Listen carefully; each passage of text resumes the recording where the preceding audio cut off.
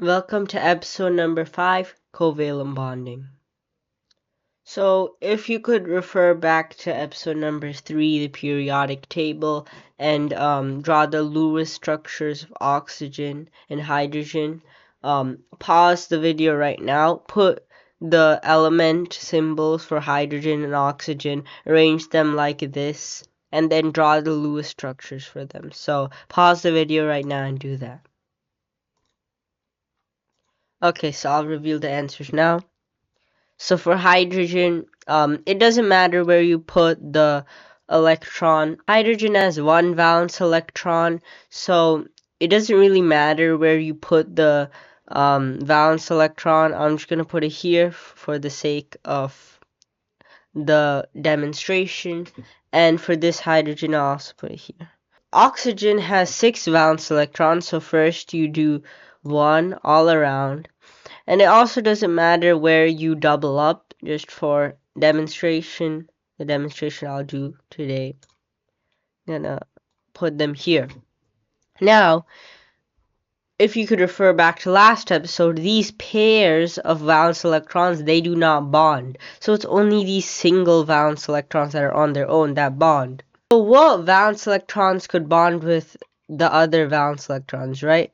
So like oxygen, like which hydrogen valence electron could bond with which oxygen valence electron, right?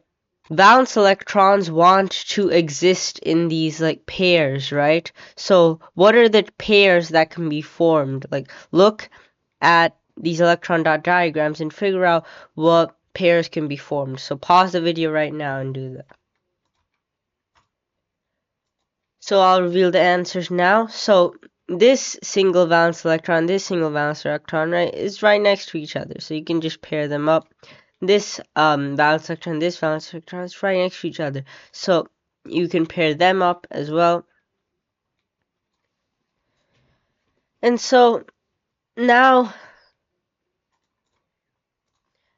you might be thinking back to our ionic bond episode, right?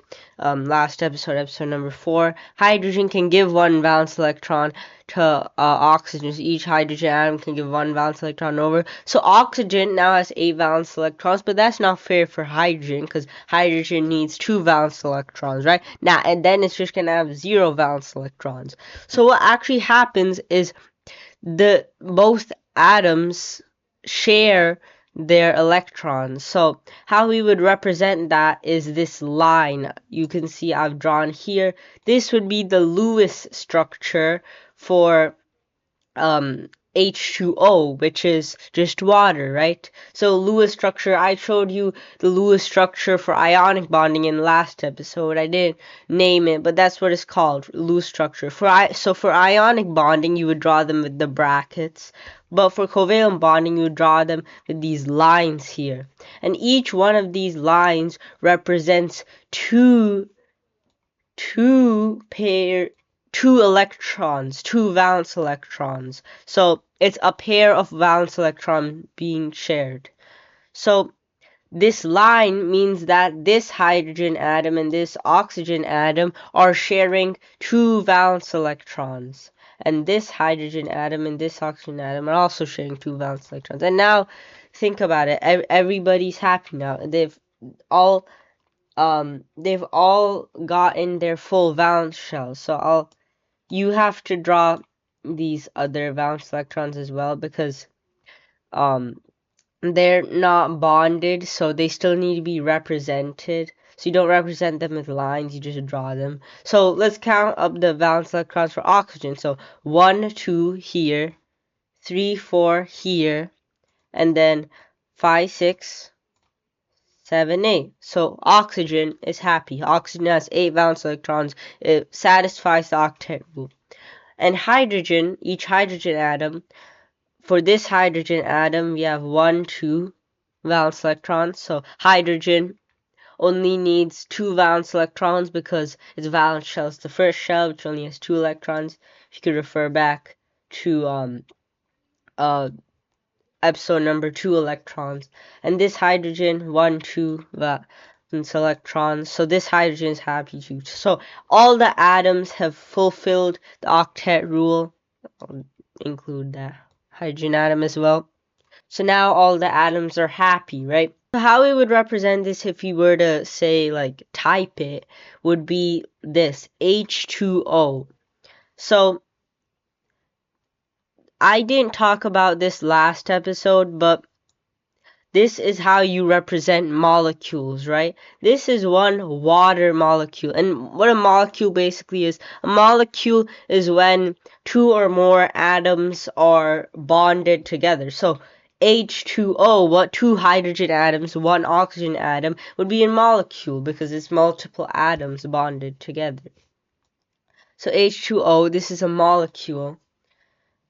And the reason you would write it like this, H, so look at the elements, right? We have hydrogen and we have oxygen. So we have our H and we have our O, right? Because those are the elements in the molecule. And now you see this 2 right here, right? This 2 represents how many atoms of an element there are. So this 2 is right after H, right? That means that there are two hydrogen atoms. H2 means that there are two hydrogen atoms, which there are in a molecule of water. So if you could refer back to last episode, we talked about the ionic bond between sodium and chlorine. So how you'd represent that is NaCl. So sodium's symbol is Na, chlorine symbol is Cl. So that's how you'd write sodium chloride, right? You might be asking the order of the elements. So for ionic bonds, the metal comes before the non-metal. So sodium, the metal, comes before the non-metal, chlorine. So for covalent bonds, it's a little bit more tricky. There's a certain order, but in general, carbon comes first. Then it's nitrogen, I believe, then hydrogen, then oxygen, and yeah, there are more non-metals, but these, for now, this, you only need to worry about these, really. And it doesn't matter, I mean, technically you could write OH2, even though it would be wrong, but you're representing the same idea. But yeah, first carbon, then nitrogen, then hydrogen, then oxygen. So hydrogen comes before oxygen, so it's H2O. And I think that'll be about it for episode number 5, covalent bonding. To summarize, covalent bonding is when two nonmetals, I forgot to mention this, covalent bonding only happens between nonmetals. Covalent bonding is when two nonmetals share valence electrons to complete their valence shells, right? An example of a covalent bond is H2O, which is water, right? And how you would write molecules, how you would represent them in like writing would be you would write the element symbols and then how many of that element you would write that after in this subscript, right? You'd write how many atoms of an element there are after it in this subscript. And if there's only one atom of a certain element, you just don't write that. So like this is O1, you just don't write that. And I'll see you next time in episode number 6, radioactivity.